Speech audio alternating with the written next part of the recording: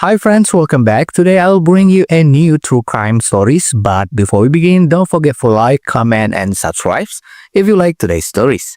So without further ado, dim the light, pull up your blanket, and let's begin the stories. In 1997, there was a man named Richard Norris who lived for years without a face. He was 22 years old and lived with both of his parents in Virginia, United States. Richard was known as a good-looking, well-behaved, and very close to his mom. Basically, he was the kind of young guy who lived a really normal life. He never caused trouble and never had any serious problems. But one night, Richard showed up at home in a really bad state. He was stumbling, talking nonsense, and his body smelled strongly of alcohol. When his parents opened the door and saw him like that, they were shocked, confused, angry, disappointed, and also sad. Because as far as they knew, their son had always lived a good life, and out of nowhere, he came home drunk. His parents talked to Richard seriously, a bit upset, and told him that getting drunk like that was wrong. But since he was drunk, Richard wasn't thinking straight at all. As they scolded him, he fought back, even insulting his own mom.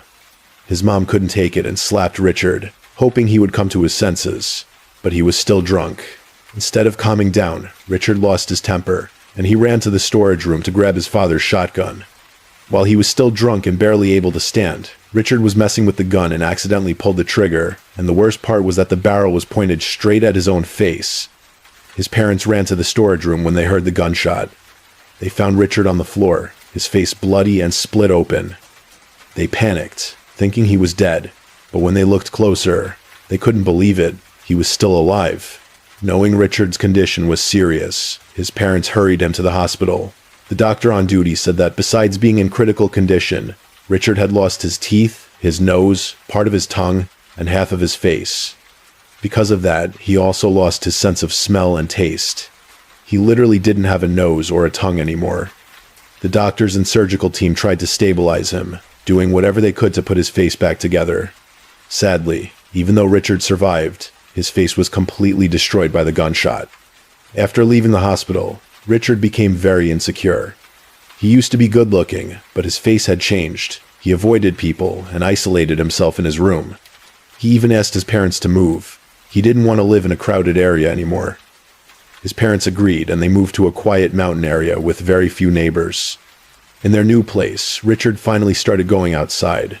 After being stuck in his room for so long, he got bored, but he only went out at night. He always wore a full face mask. Because of the way he looked, people thought he was a thief. He was arrested by the police twice, but both times he was released. As soon as the police took off his mask and saw his face, they were left speechless. That just made Richard feel even worse. He kept thinking that if even the police were scared when they saw his face, then it must be really bad. Because of that, he chose to shut himself away, and for almost 8 years, Richard lived in isolation, avoiding contact with other people. One day, Richard's mom read something important in an article. She found out that doctors could fix badly damaged faces. She kept looking until she finally found a doctor who could help. The doctor's name was Edward Rodriguez. Then she went to see the doctor and talked to him about her son's condition, and she asked him to help her son after everything he had been through. When Dr. Rodriguez first saw Richard, he was stunned. He had never seen a face so badly damaged. Normally, he worked on noses, cheeks, ears, foreheads, or the areas around the eyes, but Richard had lost almost his entire face. Still, Dr. Rodriguez didn't walk away. He knew it would be a huge challenge, but he promised he would do everything he could to help. Once all the medical preparations were done, Dr. Rodriguez began the surgery. He used tissue from Richard's arm to rebuild his nose, and tissue from his calf to reconstruct his jaw. Step by step, he carefully rebuilt Richard's face, using skin and tissue from Richard's own body. As his face slowly began to heal, it still wasn't perfect. Even with the medical advances of the time, especially in facial reconstruction, some parts of the face couldn't be fully rebuilt. One of those parts was his lips. As I mentioned earlier, Dr. Rodriguez rebuilt Richard's face using skin, muscle, and tissue from other parts of his body. This was just how the procedure worked. Tissue from areas like the arm or cheek had similar properties, so it could replace the damaged parts of his face. So, they just took tissue from his arm to rebuild his cheeks.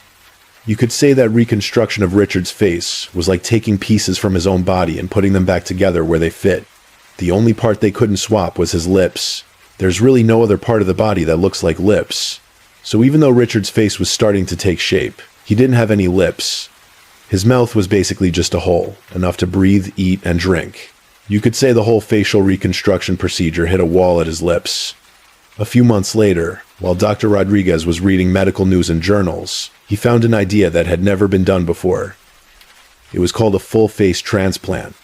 Dr. Rodriguez met with Richard and his family to discuss everything. He said a face transplant might be possible, but it wouldn't be easy. It would require a lot of effort, including a large team of surgeons, and a lot of treatment afterward to help Richard speak and regain facial expressions. And there were also big risks. If the surgery failed, Richard could die.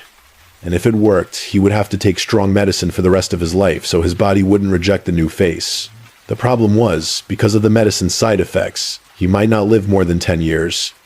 Dr. Rodriguez then told them about a woman he had helped with a partial face transplant in 2005, but she sadly passed away in 2016 because of complications from the surgery. With all the risks involved, Dr. Rodriguez gave Richard two options. The first option was a full face transplant, but the risks were huge. Richard could die on the operating table, and even if the surgery succeeded, he might live less than 10 more years. And the second option was for Richard to accept his condition and try to live a normal life with the face he had. Richard felt completely trapped between the two options. He was already exhausted and frustrated with his condition, but at the same time, choosing surgery meant risking his life and living a much shorter one.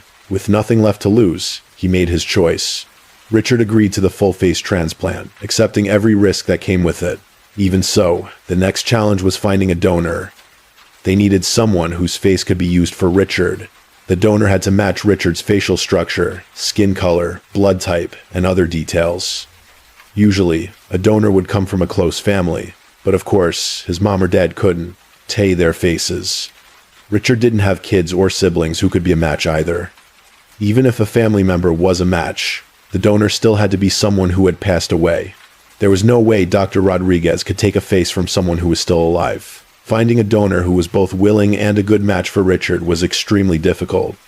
Finally, in 2012, about 7 years later, Dr. Rodriguez found a donor who was a match for Richard.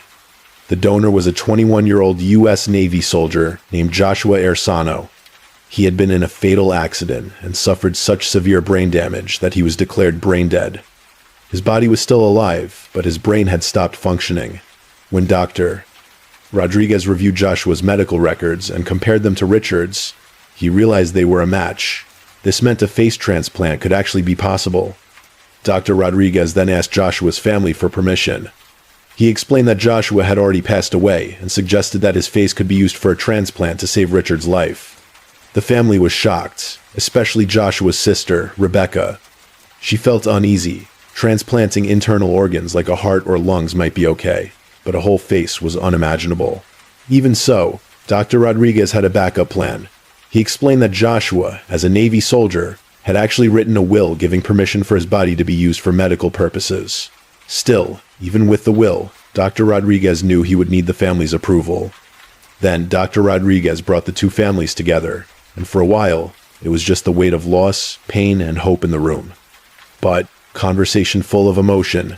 Making the decision wasn't easy, but Joshua had already agreed to it while he was alive, and Richard's struggles had touched Joshua's family. There was no reason to say no, and they finally gave their approval. Then, Dr. Rodriguez started getting ready for Richard's full-face transplant. About 150 people were involved: doctors, nurses, surgeons, and other specialists. It was a huge team, all working together on what would be the world's first full-face transplant. For the next several hours, the team carefully took Joshua's face and moved it onto Richard's. They worked on his skull, nose, jaw, teeth, chin, piece by piece, transferring it from Joshua to Richard. After 36 hours of surgery, the operation was finally over. Richard had survived, and his new face had been successfully transplanted.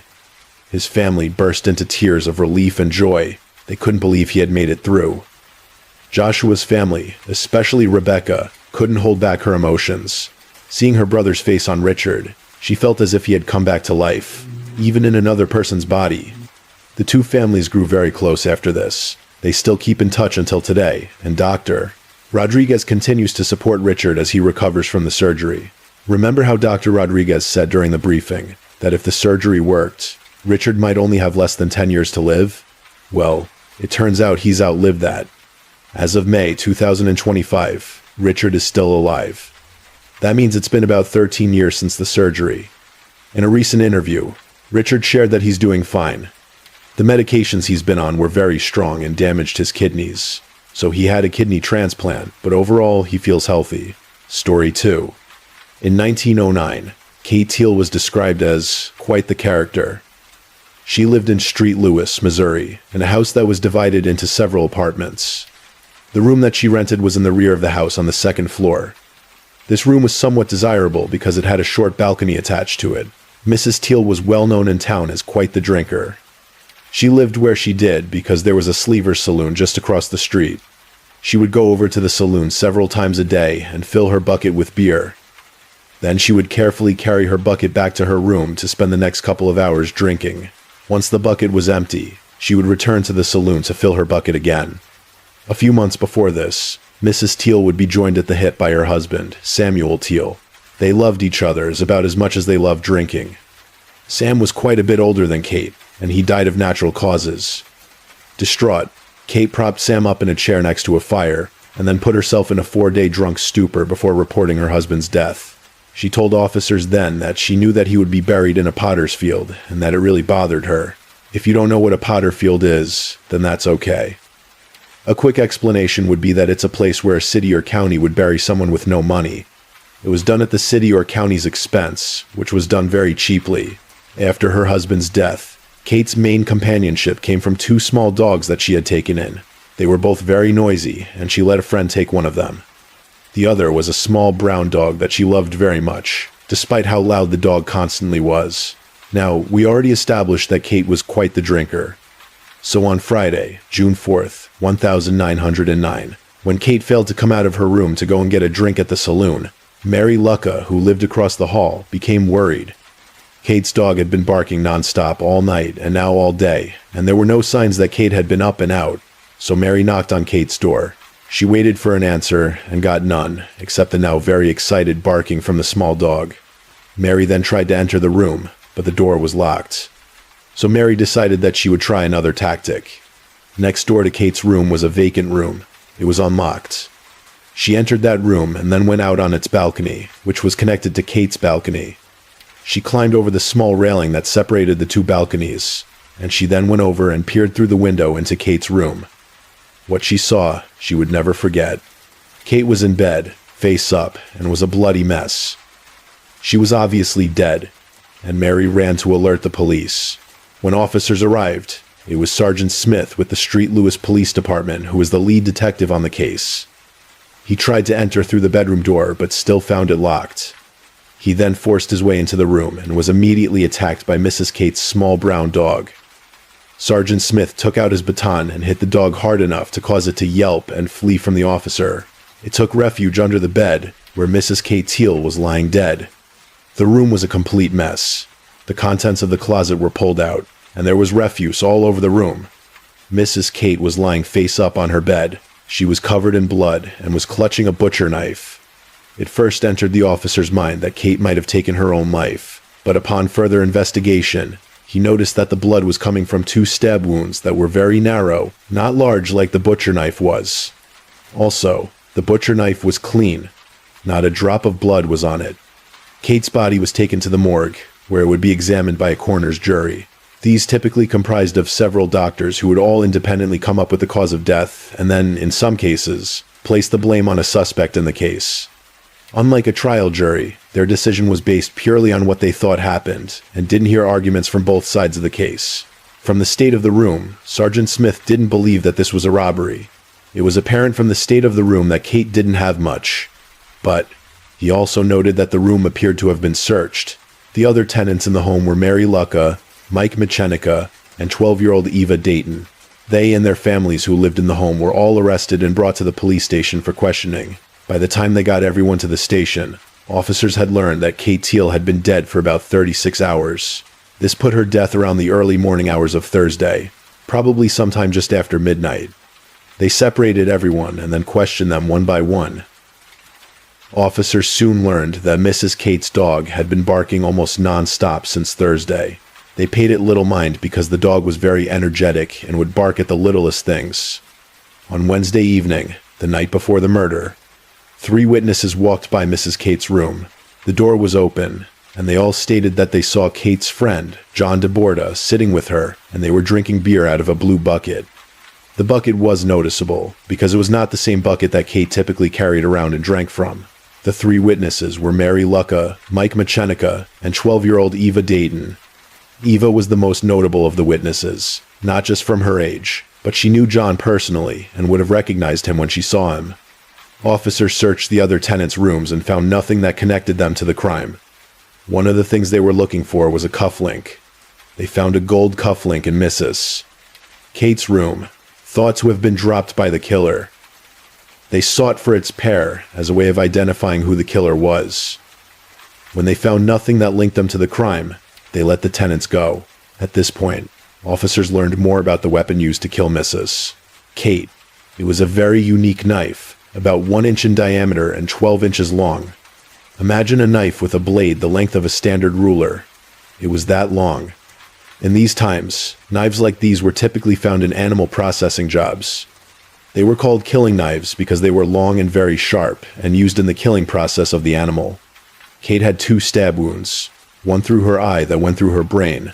The other was in her side that went through her lungs and pierced her heart, killing her very quickly. They finally ruled out suicide as a possibility when the coroner made this statement.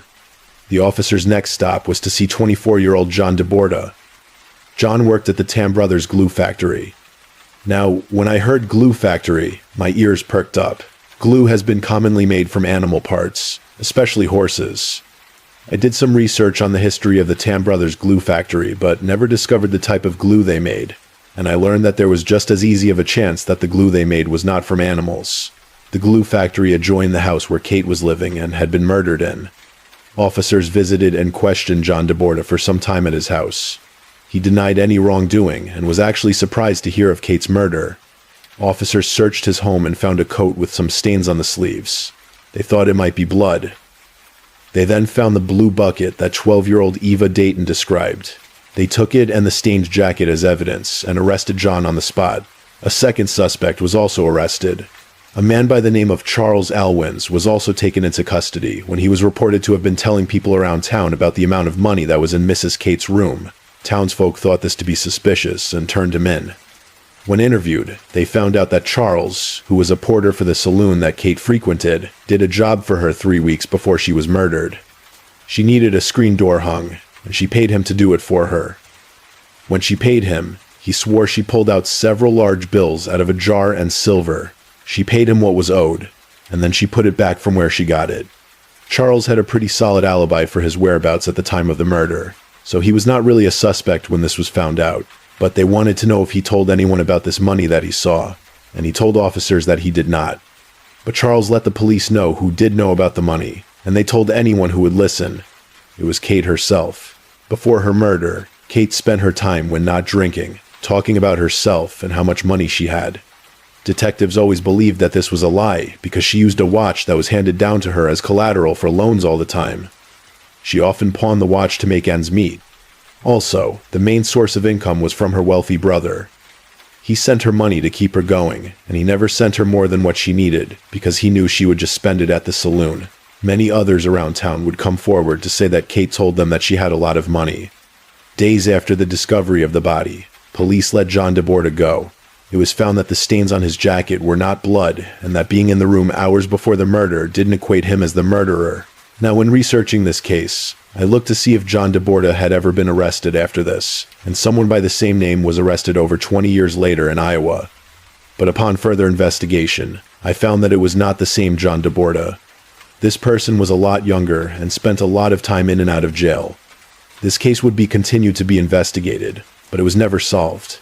Personally, I think that Kate might have brought on her own demise if she was going around town telling others that she had a lot of money. This is where we conclude the story and start giving our opinion. We can brag about this case and talk about how we are the only ones covering it, Or we might have an inside look into the topic. Case 3. Parts of this story may contain opinions and speculations and should be taken as such. These stories depict violent crimes of all types and may be a trigger for some listeners. Listener discretion is advised. Your life can change in an instant. One day you're here, and the same day you're gone. It'll happen to us all, but yet for many of us, we don't often think about it. It's perfectly normal not to. We live our lives like we will live forever, but we all know the truth. We also live our lives assuming that we will live well into old age. If I stay healthy and in shape, I have a good chance of a long and happy life. That is, unless someone decides to take it away from me. One thing I take comfort in is that we live in an age where if I'm murdered, there's a good chance that enough evidence will be left behind in some way that they at least have a shot at solving the crime. I think the Gabby Petito case is a good example. They knew where to search because someone happened to be driving by in the area where they were camping. That driver just so happened to have had a camera recording their trip, and they could see the couple's van in that video. But what would they do in the 1890s? This is way before anything like DNA, video surveillance, and the like. This case is an excellent example of policing in the late 19th century, and I hope you all enjoy the story. This was initially written in the book Celebrated Criminal Cases of America by Thomas Duke in the public domain. It has since been rewritten and researched by myself. I hope you enjoy it. Around 1 a.m. on August 17th, 1890, Samuel Jacobson staggered into his home on 2300 California Street in San Francisco. He could hardly walk, and he was bleeding profusely. He lit the wall lantern in the entryway with a shaking hand, and then he called for his mother. It didn't take long for his mother to respond. She was asleep but had been awakened by a loud bang outside. When she went downstairs, she screamed at the sight. Her son was in the hallway, bleeding and trying to stay standing. Soon after her screams, 2 other men arrived at the home. Both of them had heard the bang sound and came to investigate. The 3 of them helped Samuel to his bed, and before they could go to get help, a 4th person arrived at the Jacobson home, Police Officer Warnick. Officer Warnick had heard the bang. He lived nearby and was sound asleep when it woke him. He knew that sound anywhere. It was the sound of a gunshot. He ran out toward where he thought the sound had come from. When he didn't see anyone on the street, he thought he might have gone the wrong way. But then he heard the screams of Samuel's mother and knew he was in the right area. When Officer Warnick arrived at the Jacobson home, he was told that Samuel was shot by footpads in the area. So Officer Warnick sent word to Captain Douglas about the shooting, and he then searched the surrounding area for the footpads. Now, the word footpad might have some of you scratching your heads. It's a term used widely until the 20th century, which meant pretty much the same thing as a mugger. At the time, a highwayman would have been on a horse. A footpad would have been on foot. At this time in San Francisco's history, it was perilous to go out and walk the streets at night. Even if you went with a friend, you were always running the chance of getting robbed on the streets. Now, Officer Warnick looked in the area, but didn't find anyone. He didn't expect to find them, seeing that the shooter had a lot of time to get away. By the time he returned to the Jacobson home, he had found that a doctor had arrived and attended to Samuel. The officer asked to speak to Samuel, who was still awake but in terrible pain, and the doctor refused to let him. He was afraid that if Samuel gave a dying declaration, he would give up on life and die soon after. The doctor wanted Samuel alert and fighting for his life. Police Captain Douglas soon arrived at the scene, and he too asked to speak to Samuel, but the doctor refused him. They then questioned the others in the home. The 2 men who helped Samuel reported that they heard the shot and came to investigate what had happened. One of them was a Chinese American. He was a Chinatown guide, and he was getting off of a cable car in the area. After he heard the shot, he looked around the area. He saw no one else. The other person was a young man. He said that he was accompanying his sister to the drugstore, and they were on their way back when he heard the shot. He ran as fast as he could toward the noise to see what had happened. He told the police that he believed that the shot didn't happen on the street. He thought it happened in the house. Sylvain Weil, a very close friend to Samuel, was permitted to see him the next day. The doctor thought that seeing a friend would help Samuel. Although Samuel was in a lot of pain, he related what had happened that night before. Sylvain wrote down everything his friend told him in hopes that it would help catch the person who did this. This is what he said.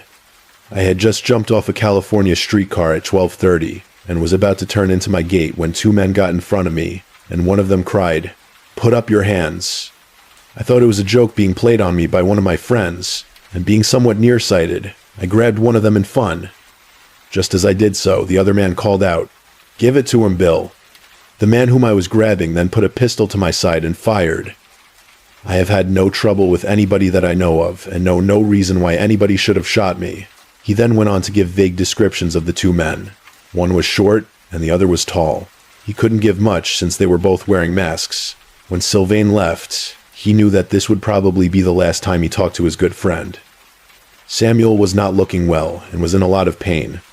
Although they had stopped most of the bleeding, he still had a bullet in him that did who knows what damage lodged in his stomach. Police started investigating this case by talking to everyone who lived in the area.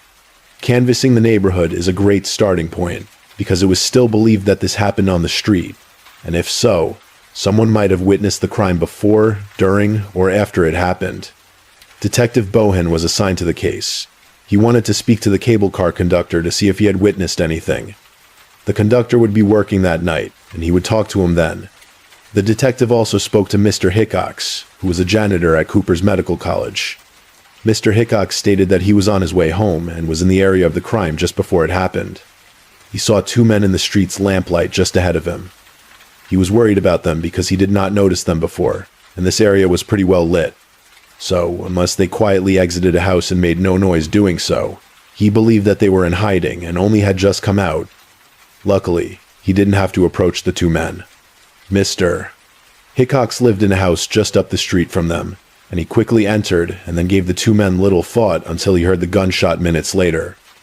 Mr. Hickox said that he was getting ready for bed and heard the shot. Shortly after, he looked through his window, being careful not to be seen, and saw no one on the streets. The two men were gone. While the detective was getting these statements, he soon found out that his case went from an assault case to a murder case. Samuel Jacobson died on August 19th. Now, one of the problems that the San Francisco Police Department had at the time was that some of the police and detectives would freely speak to the press about ongoing cases, even if they were well removed from the case. Some didn't mind giving out their theory or what they had heard, what the current view the case detectives have.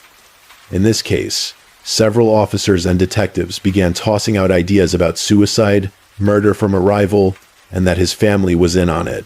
Suicide was something that was not completely disproven. The fact that no one had seen the crime, the lack of evidence that the crime happened on the street, and that it appeared that the shot was very close range, close enough that Samuel could have done it himself, kept this theory alive. They also looked to Samuel's love life and found that he did have a rival, someone that threatened him in the past. You see, Samuel was good friends with a man named Joe Schwartz. Joe was seeing a woman named Miss Ida Kirchner. Joe was in love with her, and he wanted to introduce her to his friends. So, one day he had introduced Ida to Samuel, and Samuel became somewhat obsessed with the young lady. Soon after, Ida left Joe for Samuel. It was well known that Joe never forgave Samuel, but he had also moved away and had not come back to San Francisco since. So, to test both of those theories, the detectives talked to Miss Ida Kirchner. She had been with Samuel the night of the murder, and she recounted their history. This is her statement. "I met Mr. Jacobson when I was keeping company with Mr. Schwartz," she said. "I was at the time living in Oakland, but shortly afterward came over to this city to live. I first began to associate with Mr. Jacobson 12 months ago, the first day of last July, and since that time, he has been assiduous in his attentions. 5 months ago, we became engaged to be married, and he gave me a ring. His family objected to the marriage, and we deferred it from time to time. He was a kind and considerate friend and came to see me every night of the week, generally staying from 10 to 11 o'clock. The last time I saw him was Saturday night when we went to the Orpheum Theater. He returned home with me and said goodnight to my mother and me about 11:15. The detective asked, "Did you have any unpleasant words that night, on the street or in the house?" Ida replied, "Not one. I am sure I was unusually pleasant because he told me he was tired." The detective then asked, "Was there anything unusual in his conduct? Had he been drinking?" Ida again replied, "No, certainly not to excess." The detective asked, "Did he speak of suicide?" Ida quickly replied, "Why, no. He had a great dread of it. Sometimes when I came home from work tired and said, 'I wish I were dead,' he would lecture me terribly." After interviewing Ida, detectives would run down every lead that they had. But eventually, they had none. They could not find a solid reason why someone would have shot and killed Samuel unless it was a robbery gone wrong. Weeks would go by without a break in the case. Those weeks would turn into months. The only thing that came out in the news was continued theories and rumors about the case, but no solid leads. It wasn't until police detectives met a man named Edward Campbell, a sewing machine solicitor, that they finally gained some leads. Edward met detectives Hogan and Silve and attempted to become friendly with them. But instead of being a friend, he appeared fake, and they suspected that he had other motives for being their friend. Edward wanted to appear helpful to the detectives and pointed them in the direction of some big busts. They suspected that this was to gain favor with them so that if he were to get in trouble in the future, they would help him. One of these busts led to the arrest of Charles Schmidt, who was in possession of some of the items stolen by two robbers who fit the description of the two footpads who killed Samuel. After that bust, Edward asked the detectives, who he believed were his friends, a curious question. He asked that if someone were involved in a crime with someone else, and one person killed someone without talking to the other person about it first, then would the person who had not planned on murdering anyone and had not assisted in any way be responsible? The detectives gave a non-committal answer, playing it cool, but they quickly pieced it together. Edward Campbell was somehow involved in the murder of Samuel, so they arrested Edward and brought him into the station.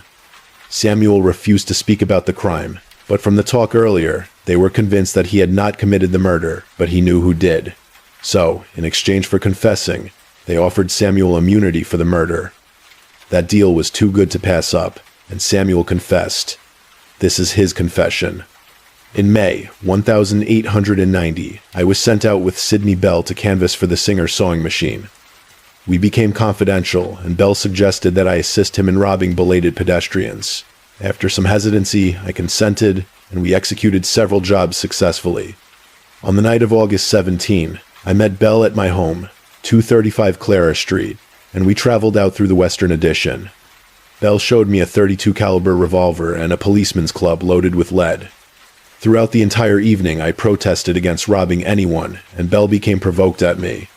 We arrived at Webster and California streets after midnight, and I told him that I intended to take the next eastbound California streetcar and go home. Before it arrived, a westbound car passed, and a man whom I have since learned was Samuel Jacobson alighted, and, without consulting me, Bell went up to him and commanded him to throw up his hands. Jacobson grabbed Bell, who fired a shot, and then Bell and I ran along Webster Street and started for town. When we separated, Bell said that he would get someone that night. He came to my house the next night and stated that he had robbed a fellow of $240 after we parted that morning. Edward informed the police that he was going to meet with Sidney Bell later that day. If they wanted to arrest him, they would not have to look for him. They agreed to let Edward go with a police guard. Edward went home, and they waited for Sidney to arrive. When Sidney came to Edward's door, police surrounded him and arrested him. He had on him the pistol and club that was described in the confession. The trial of Sidney Bell was swift. The evidence brought forward was the confession of Edward, Samuel's statement, which fit the confession and the gun found on Sidney after he was arrested. Besides that, there was not a lot of evidence that directly showed that Sidney had anything to do with the murder or that he was the one who pulled the trigger. The trial began on April 22, 1892, and ended on May 7th. Sidney was found guilty of the 3 robberies he was charged with, and he was found guilty of murder in the first degree, which is punishable by death. After the trial, Sidney Bell was sent to death row, but he later was able to appeal his sentence and get a retrial. This time, Sidney did not fight the robbery charges. He accepted them. He pled not guilty to the murder charge, and this time it worked out in Sidney's favor. He was acquitted of that charge and was sentenced to 60 years in prison for the robberies. Sidney would later be paroled in 1909. Case 4. Our story began on October 31st, 1974. This Halloween was going to be special for 8-year-old Timothy O'Brien. He was going to get to go trick-or-treating with his friends and his sister. The two families had planned an outing with their fathers, and they agreed to take them over to Pasadena, Texas, where they were told the best candy was passed out to kids in costume. After school, Timothy waited for his father to get off of work. Both Timothy and his sister Elizabeth eagerly awaited his arrival. Dark clouds started moving in, and the sky got a little darker early that evening. When Ronald O'Brien pulled into the driveway from work, he was greeted by both children in costume, ready for an evening of fun. The first thing on their agenda was they had planned on going to the Bates residence. Jimmy Bates had prepared a dinner for the two families. Jimmy also had two eager children, ready to go trick-or-treating. When the O'Briens arrived, the two families sat down to dinner together. Little did they know, for one of them, it would be their last meal. As the two families wrapped up dinner and began to put away plates, the dark skies got darker and it began to rain. This is not unusual for Texas. Rain can move in, and then minutes later, it'll sometimes clear up. But for one of the Bates children, it was too much. They decided to stay home for the night. Because they didn't know what the rain was going to be quite like, Ronald O'Brien and Jimmy Bates decided to limit the trick-or-treating to two streets. They agreed that Citation Street and Donerail Street would be the best ones to go down. Ronald and the kids would go to each door at each house, and Jimmy would wait at the sidewalk. As they went up Donerail Street, they came upon house number 4112. The front porch lights were off, but the kids had gone up to knock on the door anyway. Ronald walked up to the kids, and the kids soon ran off, when no one answered the door. Ronald stayed behind and then rejoined Jimmy at the sidewalk. Ronald was swinging 5 giant Pixie Stix tube candy in the air. He told Jimmy that the rich neighbors were handing out expensive treats. They fished walking the 2 streets and then returned to the Bates home. There, Ronald handed out the giant candies to each of the children. A trick-or-treater came to the door at this moment, and it was a child that Jimmy knew from church. They also gave them one of the Pixie Stix tube candies. The O'Brien family then started on their way home. Their mother left to visit with a friend, so it was up to Ronald to get everyone in and ready for bed. It was getting late, and it was a school night. The kids were excited about their candy, so Ronald allowed them to pick one candy they could have before bedtime. Timothy picked the large Pixie Stix as his choice. Ronald helped him open the candy, and Timothy lifted the tube to his mouth, but nothing would come out. He handed it back to his father, who rolled the tube in his hand to loosen the candy so it would come out easier. This time, Timothy got to eat some of the candy, but he immediately didn't like it. He told his father that it tasted terrible.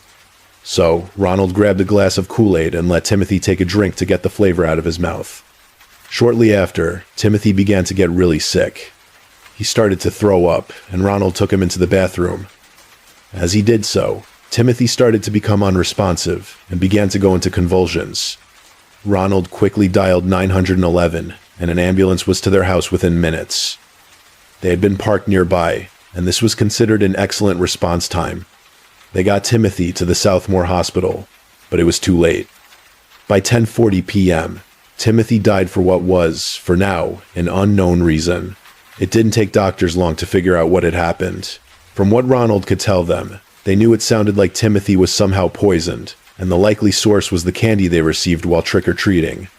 The doctors examined Timothy's stomach contents and found 16 milligrams of cyanide. His blood had absorbed 4 milligrams. A fatal dose is 2 and 3 milligrams. While at the hospital, Ronald also got sick on 2 occasions, but refused to be examined. He did tell them that they got the candy in Pasadena, Texas, where the Bates family lived. The police response was swift here. They gathered up all the known candy from the O'Brien home and the Bates home. They also got the candy from the trick-or-treater who came by, and was also given a giant Pixie Stix. All of these were handed over to Dr. Jakimchik, who was a medical examiner. The doctor tested Timothy's candy, and there were no traces of the poison, but it was missing the amount already eaten. He then tested the first few inches of the other tubes, and each of them contained a fatal dose of cyanide. The police again made a quick response. Police Lieutenant Goad asked that all families that trick-or-treated on Citation Street and Donerail Street turn in their candy to the police station. This would be hard for me to do as a kid. At 8 years old, I would have been devastated to turn in all of my candy. I really hope all of the kids that did get a special candy reward for doing so. On November 1st, the day after Timothy's murder, Ronald had his first meeting with the funeral director. Ronald informed him that he would need copies of the death certificate to give to the insurance agency, one for each policy. When asked how many did he need, Ronald said, "I need 6 copies." The shock of the residents of Citation and Donerail Street was intense. This was a tight-knit community, the kind of place where everyone knew each other. Many of the residents refused to believe that one of their own was capable of doing something so horrible. But as the days went on, each of them cooperated with police when they came knocking on their doors to ask questions. Many detectives worked around the clock on this case, and many were working on their days off. They had mapped the two streets and made a plan to interview everyone they could to find a break in the case. Detective Turnipseed and Police Captain Rhodes were convinced that the person who handed out the candy lived on these streets. Ronald also helped with this effort. It took him a while to figure it out. He still appeared very grief-stricken, but in the end, he located the house that gave him the candy. Ronald stated that a man who lived there handed out the candy by opening the door slightly and then handing him the 5 large tubes. He only knew it was a man because the arm was very hairy, so now the police had a suspect to look into. But it wouldn't be long before a concerning phone call would alert police to another suspect. The life insurance agency had received the death certificates for Timothy. An agent there decided to call the police and let them know about the policies and how they found them suspicious. You see, Ronald began opening them months ago. Each time he opened another, the life insurance agency would protest and tell Ronald that they were well covered and he was only wasting his money. But he would demand that they allow him the extra policies, and they would eventually let him open another. To detectives, this was a major red flag. The second thing that alerted police to suspicious activity was finding no one on those 2 streets who were handing out expensive candy-like giant pixie stickses. Days after the incident, it was only those 5 handed out by Ronald that were ever found. Going along with this new suspect in the case, detectives questioned Jimmy Bates, who was with Ronald. They didn't know if he was involved in this as well. Jimmy turned out to be very cooperative with the police. He told them that when Ronald came up with the pixie stickses, he never saw anyone open the door. Jimmy thought it was odd at the time, but he was also watching the kids run to the next house. He also told the police that Ronald was putting on a show in public by acting sad, but in private, he had been planning on going on trips with the life insurance money. Police also started looking into the mysterious man who lived at house 4112. They found that the man who lived there was actually pretty well known. He was an air traffic controller, and he had been working on Halloween. He didn't get off of work until after 10 p.m. and was not at his house. Many people who he worked with also confirmed his story. The police got a search warrant for Ronald O'Brien's home. When they served the warrant, they were able to find a pair of scissors and a knife that had what they believed to be Pixie Stix candy on it and residue from the waxy plastic container. They took this to their lab, who ran tests on the evidence they found, but they were inconclusive. Police believed they had what they needed at this time to make an arrest. On November 5th, just days after his son's passing, Ronald O'Brien was charged with the murder of Timothy O'Brien. This was a massive shock to the community. The residents in Pasadena were somewhat relieved, knowing that the killer wasn't one of their neighbors. Ronald's wife denied knowing anything about her husband's plans. There was no evidence that she had a hand in any part of it. It was thought that Ronald believed that he could trick her, and she would believe anything he said, but she ended up being a much more intelligent woman than that, and at the trial for Ronald, she testified against him. He never told her about the life insurance policies. This is something that you would share with your spouse. During the trial, we found out that Ronald had openly talked to others about how to obtain cyanide and its effects. He even went as far as trying to purchase some, but they only sold it by the pound, and he didn't need that much. With all of the evidence presented against him, Ronald still proclaimed his innocence. When the jury received the case, they came back with a verdict within 46 minutes. They found Ronald O'Brien guilty of murder. Ronald was sentenced to death. Ronald would sit on death row until 1984. On March 31st, Ronald was led into the death chamber. He would die by lethal injection. Ronald's last words were to state that the death penalty was wrong, and that he forgave everyone who had a hand in his death. Case 5. On April 23rd, 1908, Patrick Brennan was headed home from a long day of working at the Remington Mill. He was sore, tired, and ready to be home. As he walked up to his home, he reached above the front door for where they kept a spare key, but it was missing. This was not totally unexpected. You see, Patrick and his wife Sarah had been fighting for quite some time now. This was not the first time he found it hard to get into his own home. Luckily, he kept another spare key in the shed out back. If Sarah had forgotten that one, he would be able to get in the house. As he walked out back, Patrick noticed his neighbor, James Farmer, watching him. Patrick waved, but James didn't return the wave. Not really caring, Patrick entered the shed and lifted the old box to hide his key. It, too, was missing. Patrick just shook his head and again returned to the front door. He knocked and knocked, but no one would answer. Now, having gone through this before, Patrick decided that he would get into the house the one way that he knew would work. They had a window upstairs with a broken latch, and there was no way to secure it. So, Patrick again returned to his shed and then pulled out his ladder. As he did so, he again noticed his neighbor James. This time, James was walking up the walkway and was just a few feet away. This was also not wholly unexpected. The farmers were good friends of Patrick and Sarah's.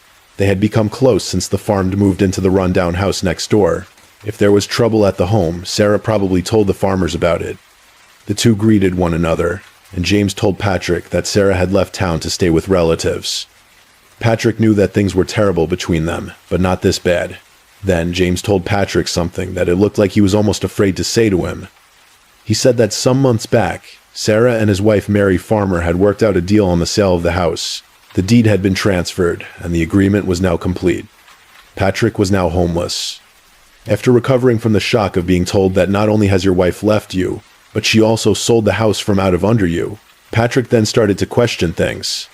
He asked, why did everyone wait to tell him this? Why didn't his wife, or even James himself, talk to him about this? He started to question if any of this was even real. James told Patrick that everything was on the up and up, and if he wanted to review the deed transfer, he could see it at the county office. Patrick was then asked to leave the property. Grudgingly, he did so. Patrick decided to stay at the local inn while he cleared his head and figured out what to do next. The first thing he started doing was writing to all of Sarah's relatives who might know where she was staying. Over the next few days, he returned to his old home to ask the farmers if they knew where his wife might have gone. Each time he returned, James and Mary would give him a slightly different story. Each time, it made it sound harder and harder to find his wife. They finally told him that Sarah had told them that she was moving to Canada, and that Patrick would never see her again. The next day, Patrick was served with an eviction notice that required him to stay away from home. It was clear that the farmers were done with all of Patrick's questioning. So, at the advice of a friend, Patrick sought out a lawyer in town who might help him with his troubles. He spoke with attorney Floyd Carlisle. Now, one of the areas that Mr. Carlisle specialized in was home and property law. So the first thing he did was get an accurate description of Sarah Brennan, and then he went down to the county records office and looked at the deed transfer of the property. Everything was in order. It looked like Sarah had used another attorney in town, Mr. Burns, and they had transferred the deed into the farmers' names. Back then, when a deed was transferred, they would note down the description of the person who came in to do so. Very little was put down about Sarah, but what was written down didn't resemble Sarah at all. So at once, attorney Carlisle went to the inn where Patrick had been staying. He showed Patrick a copy of the transfer and asked about the description, and Patrick said that it wasn't his wife, but it sounded more like it resembled Mrs. Farmer. Then, they both started to put together some of the pieces that fit together. Although Patrick and his wife had been fighting, this was nothing new, and they would have moved on from their problems. They loved one another, and after 25 years of marriage, they had no secrets. This is why it was hard to believe that Sarah could or would keep the idea of selling the home a secret, just to take the money and run. They loved their home and planned on staying there for the rest of their days. None of the stories that the farmers had told them so far made any sense, and it seemed like they were hiding something. This was also what attorney Carlisle believed as well. But he also feared that something awful had happened to Sarah, something that Patrick had not yet come to consider. They both decided to speak to the county attorney, Mr. Pitcher, to see what they could do. After reciting what had happened so far, they set a meeting that soon involved the police as well. They all decided that on the next day, they would all meet at the farmer's residence, formerly Patrick's home, and then the police would conduct a search to see if there was anything out of place that might explain the disappearance of Sarah Brennan. The next day, everyone arrived at the same time at the farmer's new home. The police knocked on the door to find both James and Mary in the house, moving in. The police let them know that they were there to make a search of the home.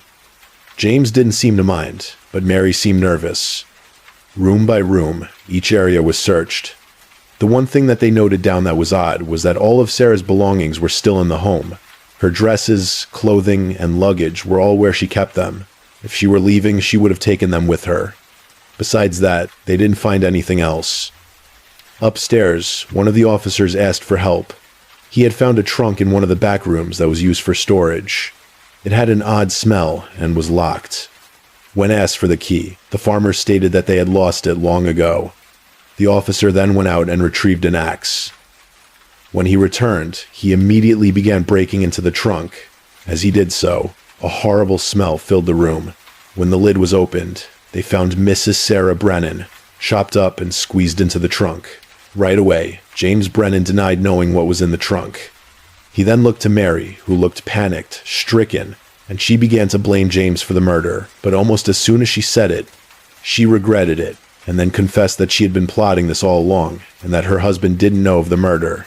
Both Mary and James were arrested on the spot and brought to jail. James kept quiet and refused to answer any questions. He acted as if he didn't know what had happened, and he was afraid to say anything. However, Mary had a lot to say. She immediately confessed to what had happened and why she killed Sarah.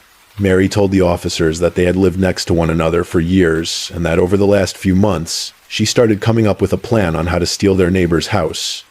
One day when both of the Brennans were out of their home, Marian crept into their home by using one of the extra keys that she knew they hid. She rummaged through the house and found the deed within minutes. She then pretended to be Sarah and went to an attorney who didn't know either of them to make the transfer. Then she waited several months to make sure that the transfer wasn't contested. But this is where her plan went a little sideways. How do you evict someone who thinks that they own their own home? Once they find out that the deed was transferred, they could just as easily report her and have her arrested. So, when Mary saw that Mr. and Mrs. Brennan were fighting, she decided to hatch another plan. If she could get rid of Sarah, she could claim that the house was bought and Sarah left her husband. She then went to the Brennan home, killed Sarah, cut her up, and placed her in the trunk. The body of Mrs. Sarah Brennan was sent to the county coroner, and they immediately began to assemble a coroner jury to see what had happened to Sarah. Now, if you are a first-time listener and you don't know what a coroner's jury is, don't worry, we got you on that one. This is a special jury of medical professionals that serve their local area with these types of cases. They would all help with the autopsy, and they would each come to their own conclusion on what happened and how the person died. This was a way to make sure that not one doctor was siding with either side in this case, and that their findings would be 100% unbiased. Much like a regular jury, sometimes the coroner's jury would go as far as to come to a verdict that not only listed how the person died, but who was responsible. They had access to all of the evidence and knew of the facts in the case.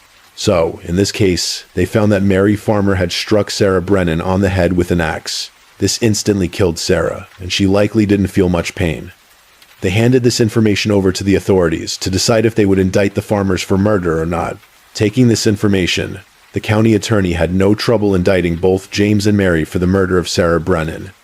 As with many of the cases at the time, the trial for Mary Farmer began quickly. On June 10, 1908, Mary Farmer's defense was that she was insane. The state had her examined and they found her fit to stand trial. But that didn't stop them from bringing in several people from Mary's past to talk about how she was, and how the person they knew wouldn't have killed anyone. A former employer provided unhelpful testimony. They thought that they would state that Mary was an average person, and would also say that they couldn't believe that she would have killed someone, but instead, they just said that they were a good employee, and that was about it. They didn't know her personally. James's sister testified that she was given the deed to file with the county. She knew that it was Mary's signature on the form and not Sarah's when she looked at it, but she decided not to say anything about it at the time. On the day of the murder, her brother James was helping her at her home, and that's when Mary came over and told James that he had to tell Patrick today that he was no longer the owner of his home and that his wife had left him. After 10 days of trial, the jury received the case. They spent 3 hours deliberating and came back with a verdict. Guilty. They affixed death as the sentence. At this point in history, Mary Farmer was scheduled to be the second woman to be put to death by an electric chair in the state of New York. Now, James Farmer's trial was a little different. He claimed he knew nothing about the murder. He believed his wife had done it, but he had no hand in it. He wasn't going to claim that he was insane or anything like that. Instead, he would try and prove that he wasn't present at the time of the murder. On to the day of the murder, James went to a friend's house who lived on the other side of them. His name was Doran. Doran and James planned on working on a cement walkway that morning. Doran testified that James arrived 20 minutes before 9. It's thought that the murder was committed around 9:30 that morning. So, if James was with Dorian, there was no way he had an active hand in the murder. The state, however, brought witnesses forward that directly contradicted Doran's statements. Several witnesses claimed that they saw James return home several times that day. They also questioned how James could not have known at all that something was up. Even if Mary came up with a reasonable excuse on how she got the money to buy the home, how did he not think it odd that Mary would up and leave a 25-year marriage with no prior warning? Mary immediately appealed her case and also asked the governor to step in and reduce her sentence to life in prison. But each time, her pleas fell on deaf ears. She had to be given a special cell on death row. She had to be out of ear and eye shot of the male prisoners. She was attended to by special female staff, and James was housed at a separate prison so they could not see one another. Mary's execution date was set for March 29th, 1909. Her attorney made a special appointment with the governor to re-access the case and perhaps give Mary life in prison instead. When he arrived at the meeting, the attorney had brought several people who knew Mrs. Farmer was a good person, and they all tried to convince him to give her this. He told them he would think about it, but as the March 29th date grew near, he announced that he would not step in. On March 29th, the day of the execution, Mary was permitted some time she could spend with her husband. It was said by the priest who attended the meeting that the two were at first standoffish at first, but they soon were able to talk to one another and give their goodbyes. It was there that Mary Farmer gave the priest a note, which was a full confession to the crime. Mary Farmer walked into the death chamber, head shaved and ready for the end. She gave her last words to the crowd, to the thoughts to her husband, and how it made her sad to see him on death row because he had nothing to do with the murder. It was all her. She then sat in the chair, and they began strapping her down and attaching the electrodes. At 6:05 p.m., they flipped the switch for 1 minute. 1,840 volts of electricity were applied. When they stopped, Mary let out a small whimper and a moan. The doctors found her to still be alive. They then began to electrocute her again for a few seconds and promptly stopped. The doctors checked and again found her to be alive. They again flipped the switch and electrocuted her. This time, she died. After the execution, the prison doctor told the crowd that Mary was dead after the first shock. But many didn't believe this, having seen the actions firsthand. Remember, James had been moved to the same death row as his wife. He knew the exact moment they were killing her. During this time, it was said that James spent the entire time praying for his wife and her soul. Even though Mary was seen as a killer and someone who was not to be trusted, her last words carried a lot of weight. James successfully appealed his sentence and was awarded a new trial. This time around, things seemed a little different, and they were able to use the confession of Mary as proof that James had nothing to do with the actual murder. The jury responded to this new evidence and found James not guilty of Sarah's murder. It's hard for me to say one way or the other what I believe happened for real in this case. The biggest question is, did James have a hand in Sarah's murder? I have to believe that he had to suspect something was going on. When the deed was transferred, how could he just accept that his wife made a purchase of that size with magical money from a long-lost relative? Or the disappearance of Sarah? It's just hard for me to believe that he had nothing to do with any of it. It must have been hard for Patrick to see James walk out a free man. Case 6. Vacations are extraordinary, especially if you are in a relationship. If done right, they rejuvenize yourself and keep things fresh between yourself and your spouse. My wife and I go on multiple trips a year, primarily cruises, and it's something we were able to use to focus on us and our lives together. But there are two sides to every coin. Although I have never experienced it, I'm sure that stressful, abusive, hateful relationships get amplified when you are stuck together on vacation with no real escape. This is precisely what we are talking about in this story. Today we are talking about the 1939 unfortunate fate of Julia Abbey. Warren Abbey was a unique man with big ideas.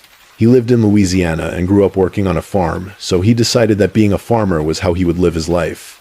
But one thing that's not discussed enough is being a farmer is hard, and there's not a lot of money in it. Most of what you earn goes back into the farm, and hopefully, there's enough left over to help feed your family until the following season. Warren struggled to survive and make it on his own. As the only person on the farm, things were difficult.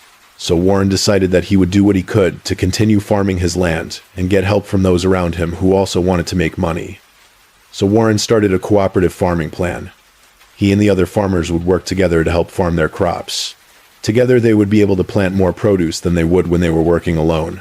They would then split the profits when the crops were all sold. This is not really a new idea, but when you live in an area with established farmers who are already doing fine on their own, then you start running into problems, getting them into the mix of it. Warren pitched his idea to several farmers who were not interested in the concept, and some who were open to hearing about it once it's more ready to get off the ground. One day in 1935, Warren was reading the newspaper, and he noticed an advert for a matrimonial agency that would put their clients in touch with each other for a price. Warren, who was in his 50s, didn't plan on having kids, but if he met the right person, perhaps they could work together and help get his idea of the coop farming off the ground. Warren contacted the agency almost as soon as he read the advert. Within a week, he had a list of women who were all looking for love. Each woman had a description listed, along with age and occupation. One name stuck out among the rest: Julia Barr. Julia was about 20 years his senior. She was in her later 70s at the time. She was somewhat successful, having run her own drugstore for many years. Warren was attracted to that kind of success. The only hitch was that Julia lived in Arkansas, so the two started writing to each other. Warren and Julia both had a lot in common, and they seemed to get along just fine. Julia didn't expect to meet someone much younger than her, but she was pleasantly surprised that they could fall in love. As time went on, they started talking on the phone, and then Julia began making trips to Louisiana to stay with Warren for short periods. As the months went on, Warren discovered that Julia had some land that she wasn't using and was just sitting on to sell someday. Warren was struggling to get his coop farming idea off the ground, and he began to think that if he were able to advertise in the paper, he would reach more farmers and perhaps get more to sign on to his idea. So Warren asked Julia for some money to help out. Julia, being supportive, sold some of her lands and gave the proceeds to Warren in hopes it would help him out. Shortly after this, in January of 1936, Warren proposed to Julia when she had come for another visit. She said yes, and they decided to marry right away. They went to the courthouse and made it official. Warren asked that they keep it a secret for now. Julia had a son who would probably be alarmed that his mother had run off to another state to get married, and they wanted to do things right at a later date and have a big ceremony in the church then. But that big ceremony never happened. For the next 3 years, the couple stayed living apart and keeping their marriage a secret. This bothered Julia, who was not a young woman by any means, and she decided that if she were going to be married, she would live with her husband. Warren was reluctant to this idea at first, but Julia told him that she was going to sell her store and the land that she owned. After that, she would contribute that money to paying off Warren's farm and getting him set up better. After hearing this, Warren was all for the idea. After Warren told Julia that it was okay to move in, there was no going back. Julia began to get ready for the move. The first and most significant step was her selling the drugstore. This store had been successful and helped Julia support herself over the years. But when it came time to sell, the only offer she received was not what she quite expected. She was offered $1,500 for the store. $1,000 would be paid in cash, and the other $500 would be carried on a note owed to Julia. Since this was her only offer, Julia accepted the offer. She then used that money to help get moved to Louisiana. As promised, she gave Warren $533 to pay off the mortgage to his farm, and then she bought a car for $260. Julia moved in, and they quickly got their affairs into order. They both signed last wills and testament that stated that their spouse would inherit their belongings if anything happened to them. Then they decided to take care of the rest of the land that Julia owned. According to what she thought, it was worth quite a bit of money. Julia estimated that it was probably worth around $10,000 due to the zinc on it. So, they planned a trip across the United States. Their first stop would be in Arkansas, where they would sell the rest of Julia's land. They would then travel into Oklahoma and head down the historic RT 66 and make their way to California for their vacation. When they got to Arkansas, they surveyed the land that Julia owned. It was not as lovely as Julia had thought. Their dreams of a $10,000 windfall were quickly dashed. The land was almost worthless. In hopes of saving their vacation, Julia tried to cash in her $500 note but could not. So with little else to do, they drove into Oklahoma, hoping that they could make it okay with the money they had at the time. Warren and Julia began bickering at this point. Warren felt like he had lied. Julia presented herself as well off, and he has found her to be penniless. As they traveled through Oklahoma, They stopped at a tourist camp in a town called Bridgeport. Today, this town is considered a ghost town, even though about 100 people still live there. Back in 1939, it was considered quite the town. Resting right on RT 66, the town had boomed due to the railroad and the highway coming through the town. On October 6th, 1939, Warren and Julia got up and ready to get back on the road. The morning temps were about 70 degrees, and they knew it would be a hotter day than usual. As they got back on Route 66, they started their way toward Clinton, Oklahoma. A little over an hour later would pass by, and they would then arrive, but only one of them was still alive. The Abby's car flew into the parking lot of a gas station in Clinton, Oklahoma. Warren Abbey got out of the car and quickly ran to the attendant. He told him that there was an accident and that his wife needed help real bad. The attendant looked into the car and knew that they needed help quick. He told them where the local hospital was and how to get there. Warren took off right away to get his wife to the hospital. When Warren arrived with Julia, the emergency staff knew that there was not much they could do at this point. She was dead, and they were too late to be able to help her. Dr. H.R. Cushman asked what happened. Warren was quick to answer. They had got a flat tire, and they pulled on the side of the road to get it changed. Warren was getting the spare out and was working on getting the car jacked up, and he asked Julia to get out of the car so that it wouldn't fall if she moved. She got out and was standing in the road. A large truck came speeding through. They must not have been watching because they hit Julia, but instead of stopping and helping, the truck driver kept driving. Now, a hit and run was something they had seen before at the hospital, but there was something different about this case. When Dr. Cushman inspected the wounds on Julia, they were centered around her head. To the doctor, it looked like she had been beaten over the head with something. The hospital staff alerted the authorities about Julia's death, and they relayed their fears about what might have happened.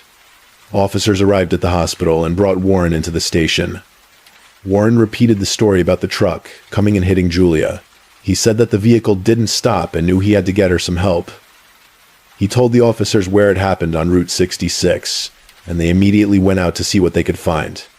At the spot where Warren stated Julia was hit, officers found nothing.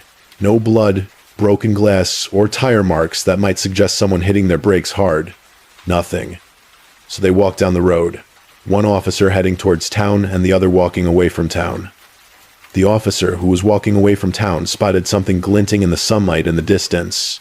He called for his partner to come back when he realized what it was, a pool of dark red blood. They noted down the evidence, and then they began searching the area for anything else. Just 40 feet away from the blood pool in the road, they found a wrench that was also covered in fresh red blood and hair, the same color as Julia's. Officers gathered the evidence and brought it back to the station. They then went to inspect the Abby's car before they wanted to confront Warren with the wrench. When they got into the car, they found blood inside. They knew Julia had been transported in the vehicle to the hospital. The blood splatter patterns on the outside of the car looked like the trauma happened right outside the vehicle and not on the road. Officers also found a gun in the back seat of the car. It was loaded and tucked under some clothing. Officers stopped being friendly and kind to Warren Abbey. They had put together what had happened, and they were ready to confront him with the evidence that they had. They first asked him what really happened, so they could again hear the statement about his wife being hit by the truck. They noted that down, and then they revealed that they found the pool of blood, and then showed Warren the wrench they found at the scene. Warren lowered his head and didn't say anything. The officers continued to press him on the evidence. Doctors believed the wounds were not from a truck, but from a blunt object hitting someone over and over.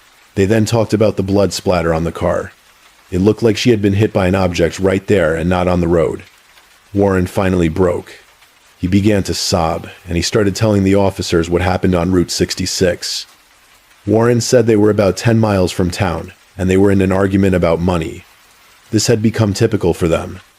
Warren wanted to turn around and give up on the trip to California. They could not afford it since she had lied to him about how much her land was worth. Julia then accused Warren of loving the idea of his coop farming business more than he loved her, that he was only using her for the money he thought she had. That's when she told Warren she was going to shoot him. By this time, Warren had stopped the car, and they were standing outside on the side of the road.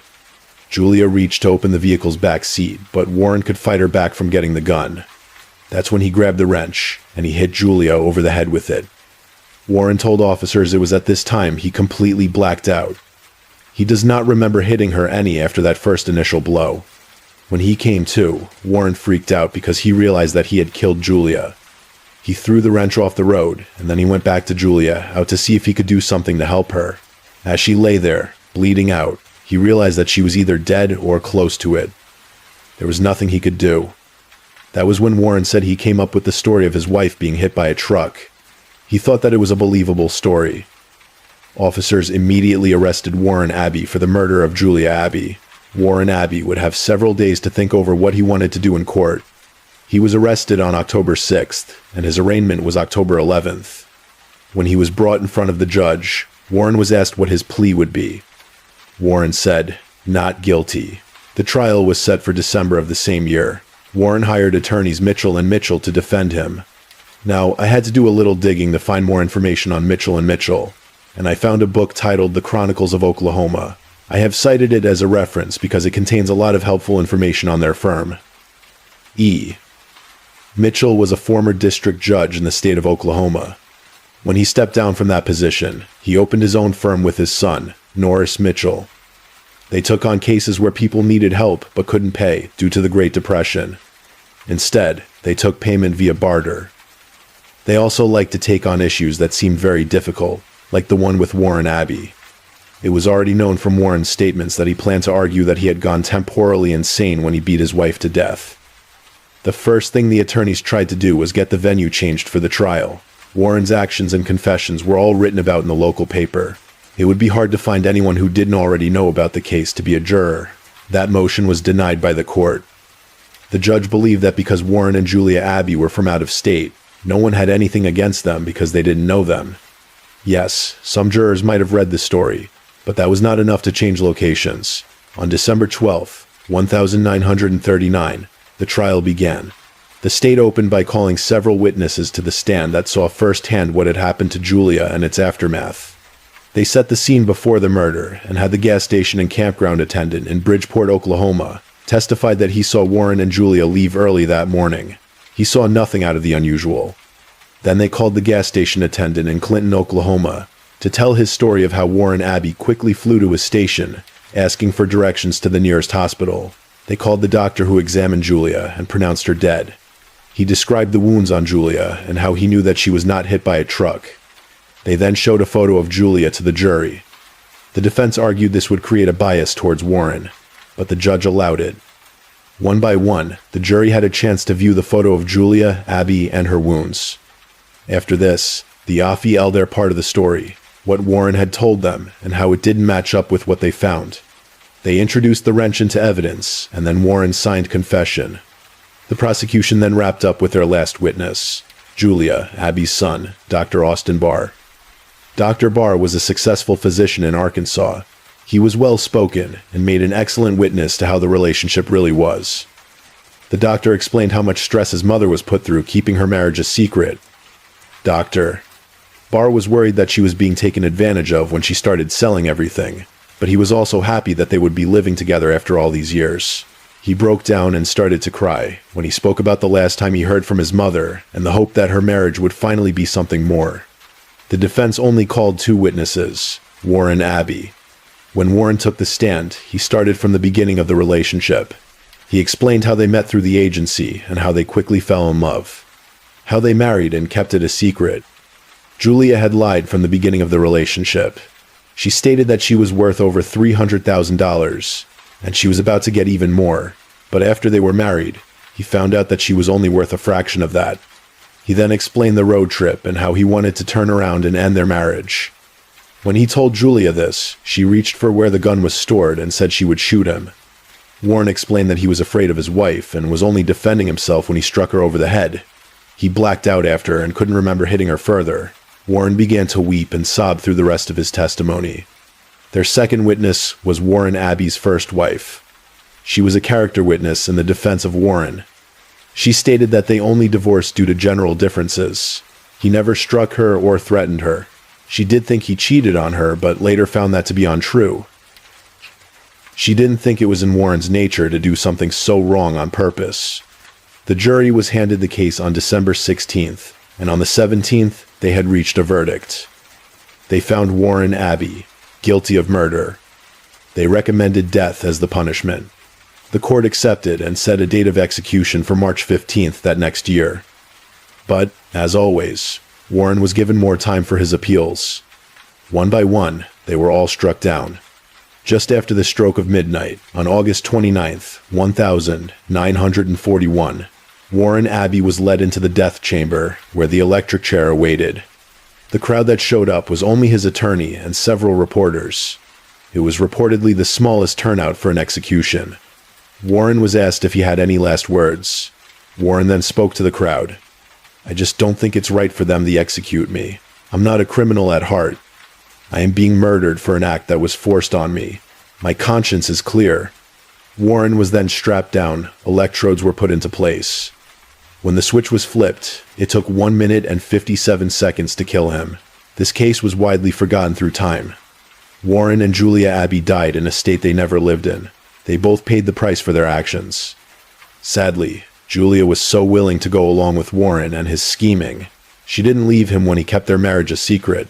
She didn't turn on him when he was obviously trying to sell everything she had for a quick buck. But love can make you turn a blind eye to things. Then when reality hits you, you always feel so stupid for putting up with everything for so long. Unfortunately for Julia, she never realized what Warren was capable of.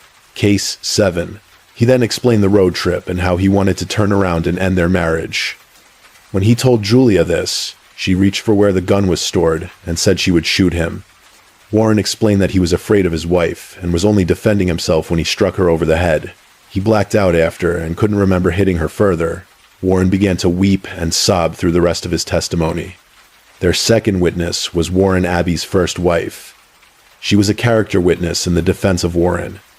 She stated that they only divorced due to general differences. He never struck her or threatened her. She did think he cheated on her, but later found that to be untrue. She didn't think it was in Warren's nature to do something so wrong on purpose. The jury was handed the case on December 16th, and on the 17th, they had reached a verdict. They found Warren Abbey guilty of murder. They recommended death as the punishment. The court accepted and set a date of execution for March 15th that next year.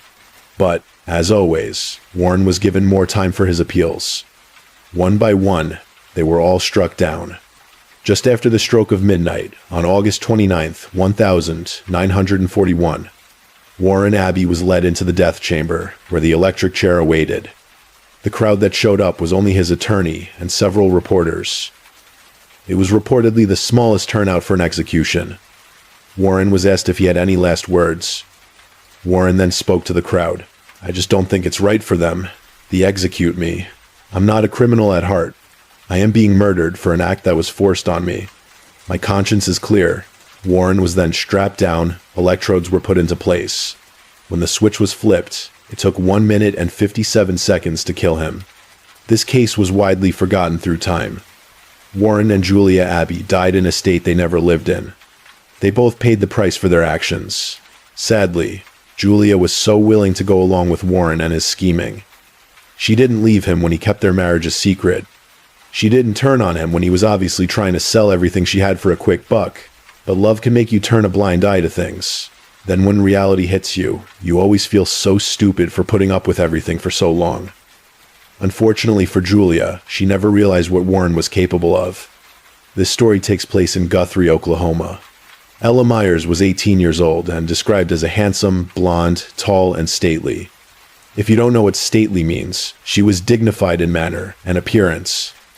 Ella was a sweet child, but as she grew into a woman, she quickly turned to a life of adventure.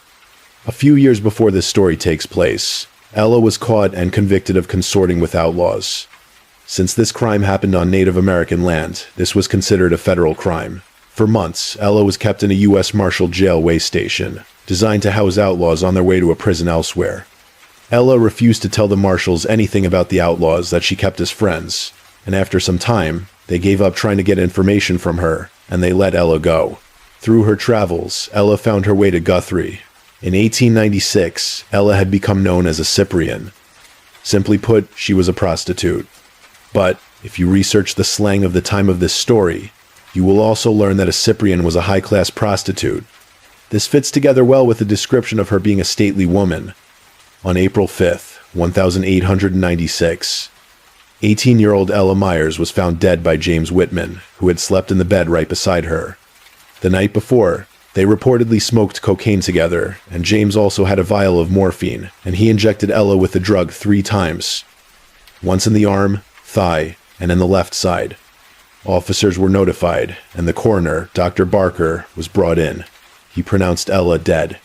Dr. Cotterill also examined Ella and thought the same.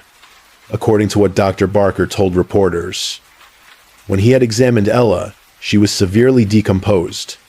This part of the story makes no sense. This all happened on the same day, and Ella's death just transpired hours before. The most they should be seeing are rigor mortis and lever mortis, not actual dough composition. Dr. Baker released the body after the first examination to the undertaker. The undertaker was told that the county would pay for the burial and bury Ella in a pauper's grave. In other words, a cheap pine box. Not something that a dignified woman like Ella would be expected to be buried in. The undertaker took Ella right away to the outskirts of the cemetery. He was followed by a procession of girls who knew Ella well. She was buried that same evening. Then news broke about Ella's death and how quickly she was buried. Others began to question what happened. James Whitman, the man with Ella on the night she died, had disappeared and was not seen since the burial. There was no investigation into what caused Ella's death besides the minute examination done on the scene. Physicians in the area began to question if Ella was dead or alive when she was buried. Many asked that Ella's grave be exhumed to know the truth, but Dr. Barker stated there was no need when he was pressed on this issue. She was dead, and he didn't intend for her to be buried so quickly. But either way, it didn't change the fact that she was no longer living. Exhuming the body at this point would only needlessly cost the county money. This was probably not the way to dispel rumors, because all this really managed to do was cause more to come out. The townspeople didn't believe that Ella was dead on April 5th, and if no one would help her, it was probably because they wanted her dead. Then on April 19th, the Guthrie Daily Leader ran this story. Last night at 12 o'clock, the doors of the house in which the girl is supposed to have died suddenly flew open, and a figure, clad in white, was seen at the windows. It is alleged that groans also issued from the hitherto licked house, and that 3 times a plaintive wail went up. "Don't give me any morphine. I am sick." For over a week, supernatural manifestations in the house have aroused the neighborhood, and the shacks in the vicinity of the haunted dwelling have been vacated. On Friday night, George Hardy, thinking about the story of the ghost, a Supreme Josh, called at the house. He found the front door locked. Going to the back door, it was found locked and bolted. Hardy returned to the front door and was preparing to return, disgusted, to town, when a low plaintive wail assaulted his ears, and almost simultaneously, the front door slowly swung open. Although badly rattled, Hardy entered the house. In the room where the Myers girl died, he was struck 4 sharp raps on the head by an unseen hand, and at the same time, a light resembling a calcium ray flashed across the ceiling of the room, and within the ray appeared a blood-red hand clutching a bottle or phial. This article describes what these people went through when they thought that something horrible had happened to Ella. Many of her neighbors moved away. Others heard the moans and screams of what they believed to be Ella's ghost. You see, they believed that not only was she alive when she was laid to rest, but she had woke up in her grave and died trying to crawl out. If she were upside down in her grave, her ghost could never rest. It was noted in the same article that Kickapoo Charlie had also visited the house and was badly frightened, and that he fainted after seeing the ghost. Ex-police Judge McCord believed that even if Ella were dead when buried, they chucked her into the coffin upside down. Others spoke out on the belief that they would find credible evidence that Ella was alive and awake in her grave if exhumed. On another night, 6 men entered Ella's home, and when the apparition appeared, they were too frightened to act. A day later, another group, this time containing policemen, went into the home. When they saw the apparition, they tried to grab it but could not hold on to anything. They all saw a woman with blood-red hands. All of these ghostly sightings in Guthrie became a national news joke. They attributed Ella's death to suicide and that the people of Guthrie were drinking a little too much. But this was not a joke for the locals. They believed that they all had a real problem on their hands. On April 20th, 1896, Ella's brother H.M. Myers arrived in Guthrie from Colorado.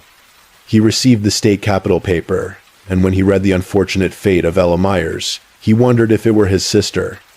He had not seen her in the last 4 years and had no clue about her adventurous life. The last time he had seen her, she was a sweet young girl.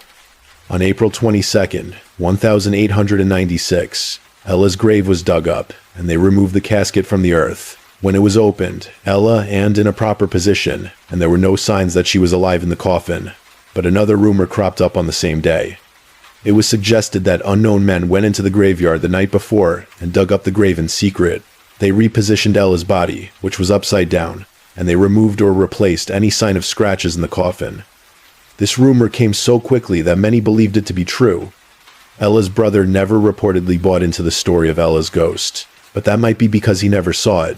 When he removed Ella from the pauper's grave and relocated her to the Mulhall Cemetery, her ghost was not seen again. Perhaps a dignified woman like Ella refused to be treated like trash and decided to haunt everyone until they corrected their mistakes. Real or not, Ella's ghost story will never be forgotten. Case 8. March 7th, 1939. The Stokes Reality Company was owned by Mr. and Mrs. Stokes. Stokes Reality worked together with their son-in-law, Roger Cunningham, who was an FHA inspector. They would work up and get homes ready for sale, and Roger would go in and inspect the homes to make sure everything was good to go to receive a loan. On this particular day, Roger was helping his in-laws in a different business matter. On one of their most recent properties, one of the workers was injured while on the job. Roger was there at the time. He had been called to testify in front of the Industrial Commission to what had happened. Afterward, he went and met up with his in-laws to discuss the case. Mr. Stokes asked if he was on his way to take his wife, their daughter, Eudora, home now, and Roger's face instantly fell. He told the Stokes that Eudora had left home. Roger told her parents that they met after school Monday, ate dinner, dropped her off at the theater, and went to his office to work. That after the show, he met her and drove home. That when they arrived at home, she went upstairs and was packing her bags and said she had made up her mind that it was too embarrassing to stay there where her parents were, for them to have to take her back and forth to school and furnish her with meals, and that she had decided to go to California, that she packed 3 bags of her clothes, and he took her to the Santa Fe station and let her out, and that he took her bags out of the car and set them down for her. After that, he drove down to a parking lot in front of the Kincaid Hotel. He sat there a few minutes and then went back to where he had left Eudora, but she was not there. That he looked around on Grand Avenue and Reno Street and around underpasses and was unable to find her, and that he had gone on home. Worried that something may have happened to their daughter, Roger reassured them that he had checked with different taxi drivers, railroads, and busmen to find her.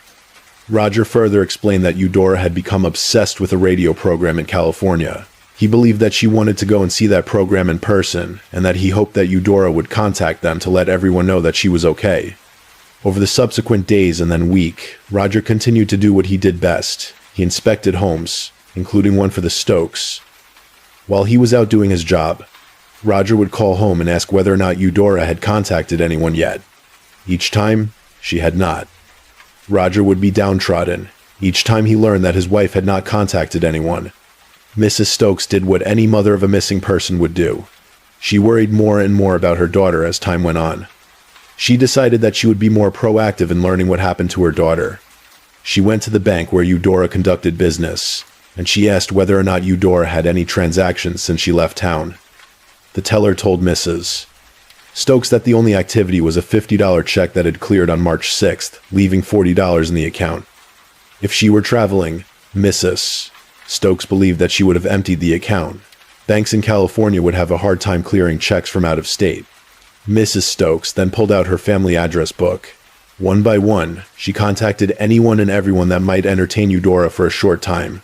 It was conceivable that if she were leaving town or her husband altogether, her daughter might stay with a relative until things cool off at home. But when contacted, no one had seen or heard from her. By this time, the Stokes were beyond worried. They started thinking the worst. Perhaps something happened to Eudora at the train station. Maybe someone took her from there before Roger returned. If they waited too long, the perpetrator would get away with it with no problem. So they went to Roger and asked if he had gone to the police about Eudora's disappearance. He said he had not because she did not disappear. She was in California. They urged Roger to contact the police, but he refused. He didn't want to bother them and waste their time with something that was a non-issue. Roger convinced the Stokes to wait a little longer to see if Eudora would contact them. The Stokes agreed to not alert the police just yet, but they also began to not trust their son-in-law, wanting to see if his story was true. Mr. Stokes checked Rogers' schedule and knew when he would be out of the house for work. Armed with an extra key, Mrs. Stokes entered the beautiful home of Roger and Eudora Cunningham. Their home, which still exists and is lived in to this day, was an award-winning, beautiful home and was featured in several local papers when completed. She went to Eudora's closet and found several articles of clothing to be missing. This matched up with what her son-in-law told her. The other thing he said was that she packed it all up. So, she then went to the attic to see if the luggage was still there or not. When she climbed the ladder into the attic, the first thing she noticed was that it was very dusty in the attic. This was probably from a lot of the sawdust from the new construction in the months prior. She then noticed a fresh set of footprints in the attic. They were clearly men's shoes that made the prints, and they led to where the luggage was stored nearby. Eudora had excellent luggage for herself. They replaced her old luggage a while back because it was dated and hard to move. The old baggage was gone, and the new luggage was still there. Mrs. Stokes was sure that if Eudora was to leave her life behind, she would not have taken the luggage that she disliked. This was the final straw for Mrs.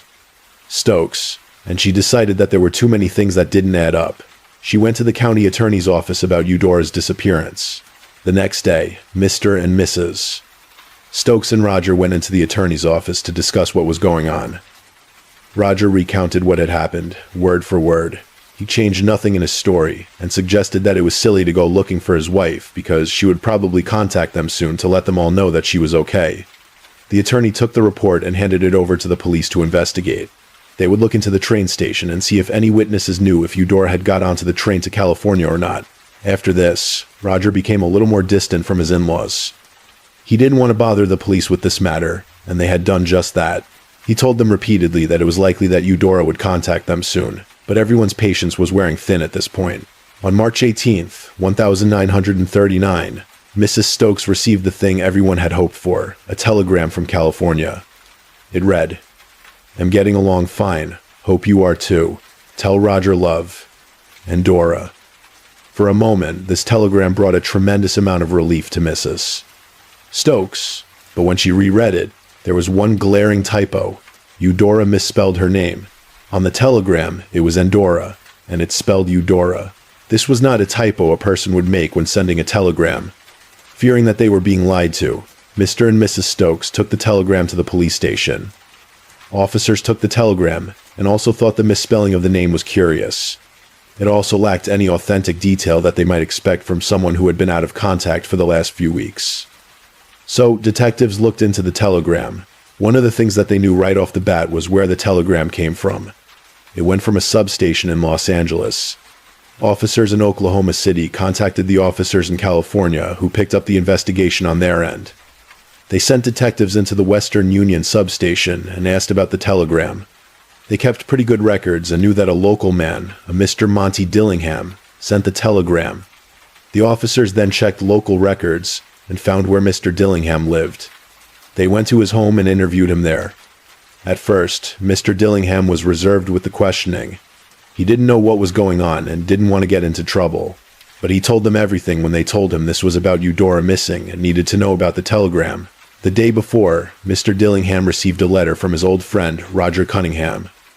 It was an urgent letter that came with some instructions. He told them what it said. "Spike, please send this straight, just as fast as you can get to Postal or Western Union substation, where you are not known. Destroy this letter and keep this to yourself. I will explain someday. Please do this for me. Roger." In the corner, it read, "I sure hope things are looking better for you and that you have a chance to make it out there. You may have to find a spot for me. Do not tell Harry or Stormy." Mr. Dillingham told authorities that he believed that Roger was in some kind of trouble, but he didn't think it had to do with his wife. On March 20th, 1939, officers went to the home of Roger Cunningham and brought him into the police station for questioning. Detectives and the city attorney all confronted Roger with the evidence that they had gathered. No one that they could find around the train station remembers seeing Eudora or Roger at any time. Then they brought up the telegram. At first, Roger denied knowing anything more about it than what was presented. But when they told him that, they knew that it was Mr. Dillingham that sent it. Roger lowered his head and admitted to having it shipped. Roger stated that he knew it looked terrible, but he wanted Eudora's parents to stop worrying about her because he felt like she was okay. By this time, officers had become quite suspicious of Roger and his actions. While they interviewed him at the station, they also searched his home for any sign of Eudora. Although they did not find anything, they could confirm the details that Mrs. Stokes relayed to them. They looked at the footprints in the attic and did not see any that looked to belong to Eudora, who suppositive went up to retrieve luggage. Around this time, A.G. Odom, a building contractor, contacted police about something he saw around the time of Eudora's disappearance. Several times he spotted Roger near a ditch on the 3600 block of NW 11th Street. They had just dug a sewage line in that area recently. One of the times he spotted Roger in the area, a woman was with him, but Mr. Odom was not sure who the woman was. With this new clue, detectives took Mr. Odom to the ditch in question, and they then began to take long poles and probe the earth to see if anything or anyone was buried beneath. After a few hours of this, they found nothing. The county attorney was convinced that this is where Eudora was hidden. He would have loved to have found her alive, but he believed there was little chance of this happening. Frustrated, he confronted Roger with this new evidence and their suspicion. Roger's reaction was not entirely expected. He looked shocked. Roger was real quiet, and then he started confessing to what he now said was the real story. Thinking quickly, the county attorney made Roger write down his confession. This is what he wrote. Monday night, March 6th, 1939, about 7:30 p.m., I strangled my wife Eudora and buried her in a partially filled sewer ditch in the 3600 West between 11th Street and Park Place. May God have mercy on my soul. After this, I drove to the post office building and stayed till 11, and then I went home and packed 3 traveling bags with her clothes and took them to the south end of May Ave Bridge and threw them off on the west side of the squatter shacks. Then I drove home. I made the above statement of my own free will. No threats have been made against me and no promises made to me. Roger then drew a map to exactly where they will find Eudora's body. It was 8 feet down and would have probably been too deep to find by detectives. As detectives dug up Eudora's remains, other detectives looked for the missing luggage. They found articles of Eudora's clothing in and around the nearby squatters' camp, just as described. When they found Eudora's body, the murder weapon, a scarf, was still wrapped tightly around her neck. Roger was taken to jail, and as the news broke, it became the scandal of the year in Oklahoma. Local residents couldn't believe that something like this could happen in their own neighborhood. Roger's attorney quickly let reporters know about Roger's past and some of the things he had been through. You see, Roger has been in the state mental hospital a few times in the past. Roger contracted syphilis, and according to medical professionals, this could impact someone's mind. Roger's attorney was quickly setting up an insanity plea. Along with that, he allowed Roger to be interviewed while in jail. One reporter from the Daily Oklahoman asked if he had planned on murdering his wife, and Roger quickly answered, "Hell no." Roger promptly explained that they had got into an argument. This had been happening more and more, and he just kind of snapped. Roger told the reporters that he had been trying to leave his wife for some time now, but each time he brought it up, she would threaten to kill herself. All of it had been building for months, and he lost control. Roger was able to enter his plea to the court on April 3rd, 1939, less than 1 month after he murdered his wife. He pleaded not guilty for reasons of insanity. The trial was set for October of the same year. Roger spends his time in jail, mostly in his cell. He would read any and every book he could get his hands onto. By all reports, he was an average inmate and got along well with others. The county attorney made it clear that they were going for the death penalty in this case. And just days before the trial started, Roger started to get cold feet. He asked his attorney to see if there was a way for him to plead guilty in exchange for a life term, but this was rejected outright. In the county attorney's mind, Roger was going to lose this case no matter what. In this calming way, Roger was going to lose this case no matter what.